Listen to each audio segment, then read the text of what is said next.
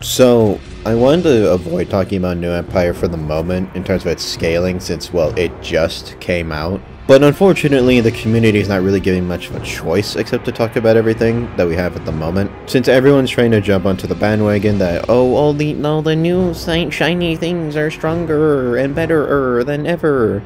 Even though the real story is actually a lot more complicated. So first, let's talk about the main villain of the movie, the Skar King. Physically, the Skar King is weaker than base Kong. Now, base Kong is more than likely healthier in this movie than he was during GVK. This is because GVK Kong was described as out of shape because of his bad habitat. In the Hollow Earth, Kong has an abundance of food and space, so he's more than likely back at his physical prime, which would be about when he faced Kamazotz in 2021. This is important because this should mean that we have a pretty direct reference for Kong's full power compared to previous enemies. This weakened Kong was able to take hits from and withstand attacks from a Godzilla who was not really trying, but more importantly, Mechagodzilla. Mechagodzilla is stated to still be superior to Kong in New Empire, strangely, which is in fact the entire reason they built the Beast Glove. Quote, after Mechagodzilla, we realized that there were threats that Kong couldn't face alone. What matters is that Kong was able to physically overpower the mech more than once. Of course, the mech could win with its better weapons, since it never really used them on Kong, but these two shouldn't be too far off from one another. The only thing you could say is that the GVK art book says Kong was at 50%, though the novelization clarifies that he used his rage power, which allows him to get back to his full power. It says that all Titans are capable of doing this, but Kong's the only one who's done it consistently. This should definitely place the Skar King below Mechagodzilla, which is backed up by a statement by the designer of most of the creatures in New Empire, Jared Krukevsky. Shimo is also his favorite kaiju, important for later. Now, I know I'm gonna get people saying, well, Jared said his word isn't super reliable and that he's just a fan and blah blah blah. But it's his creatures, he is the creature designer of these creatures. And other creature designers like Drew Johnson have been given credit by even the authors of the stories before, so I think it's at least worth noting. Now let's talk about the Beast Glove. So again, the Beast Glove was stated able to help Kong defeat Mechagodzilla level enemies, which is pretty important, considering it's then stated when he goes up to the surface that Godzilla would still tear him to pieces. The people who made the Beast Glove concede that Kong, with the Beast Glove, would lose to base form Godzilla. Only Eileen Andrews knows that Godzilla has powered up at this point.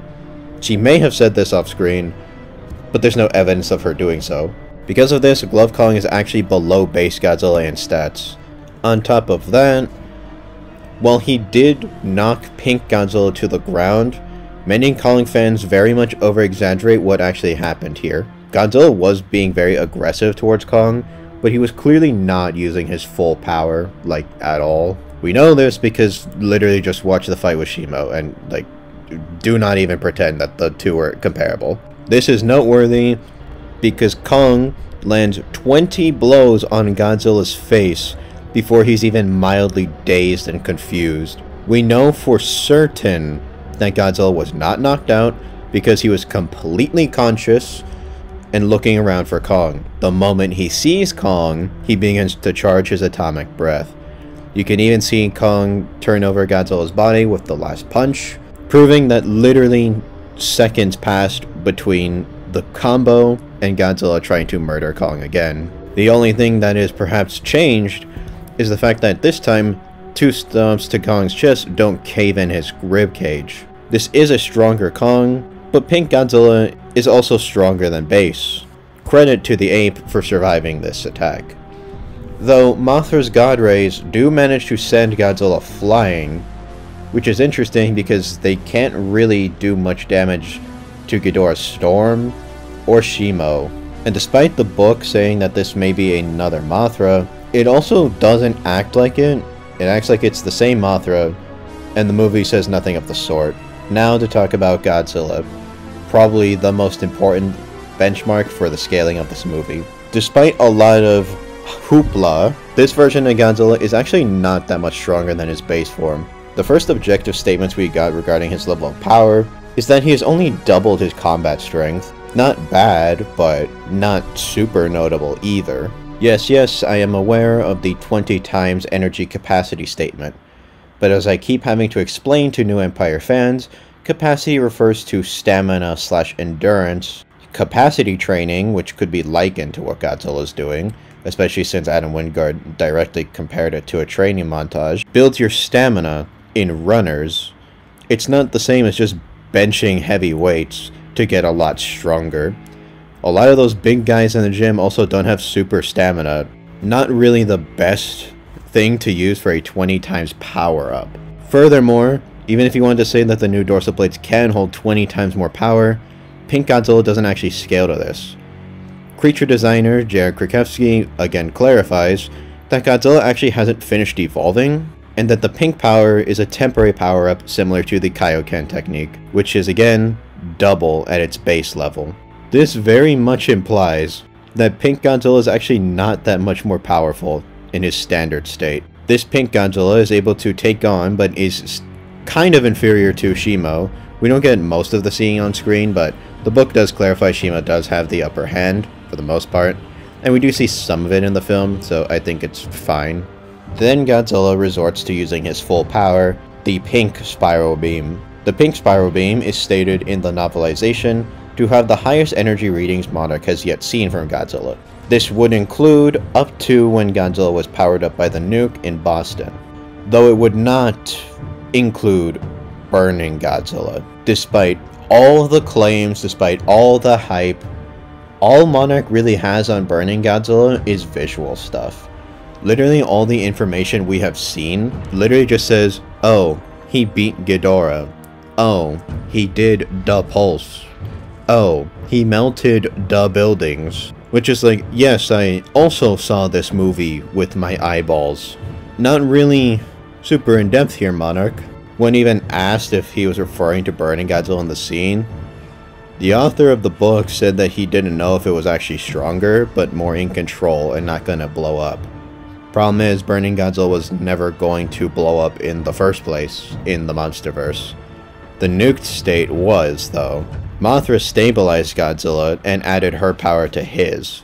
It should be also noted we actually never seen full power Burning Godzilla in the Monsterverse. Ghidorah drained a lot of Godzilla's energy before he even entered the form.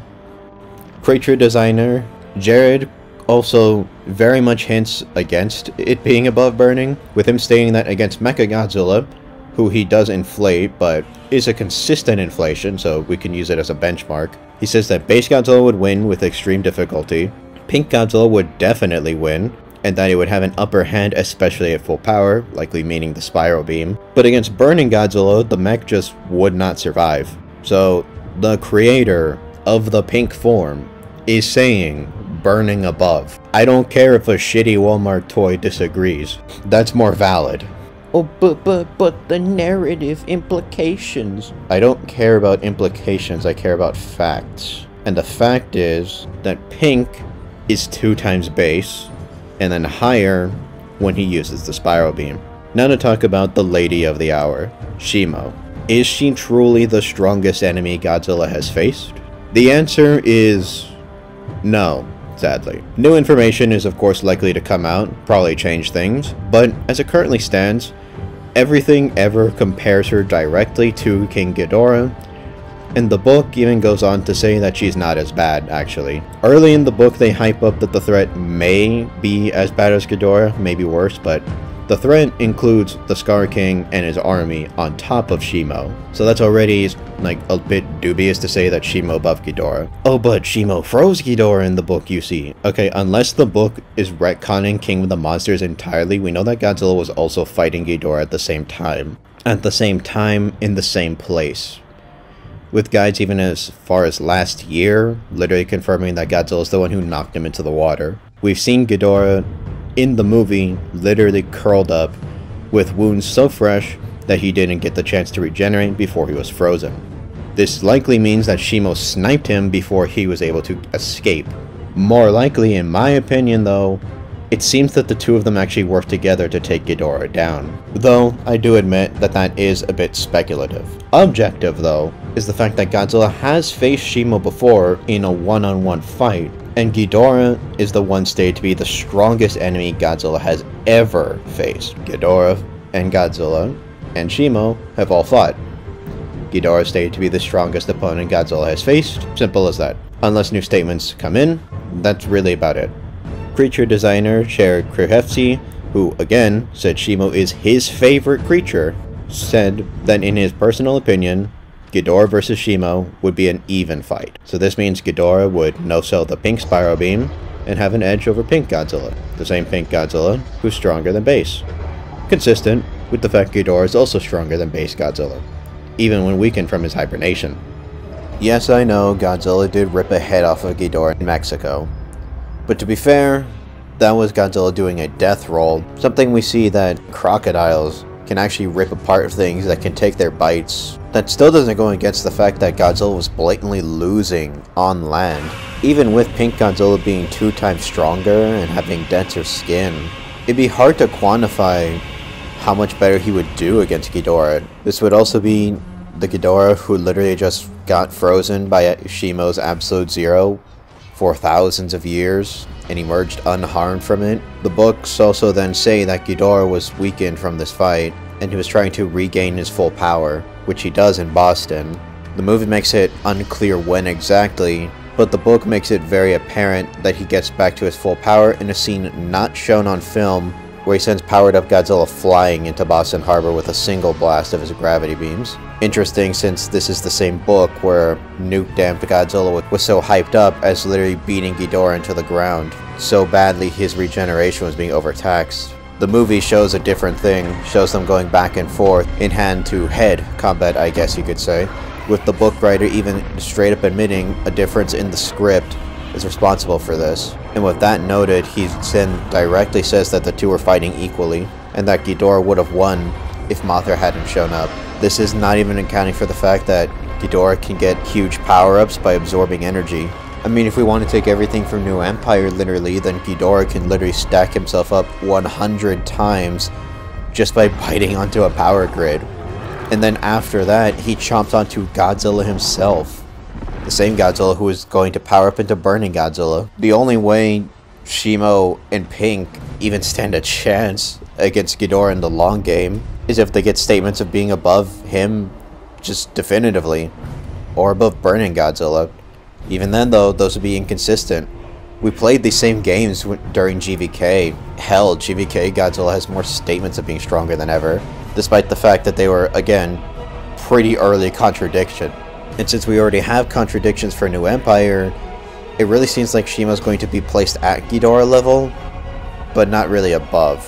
As for who would win in a fight between the two, since they're about equal in physicals at the moment, maybe you can give Shimo a slight edge, or Ghidorah a slight edge, doesn't really matter. Ghidorah just wins off of his vastly superior array of abilities. Flight, better beam spam, energy absorption, regeneration, higher intelligence.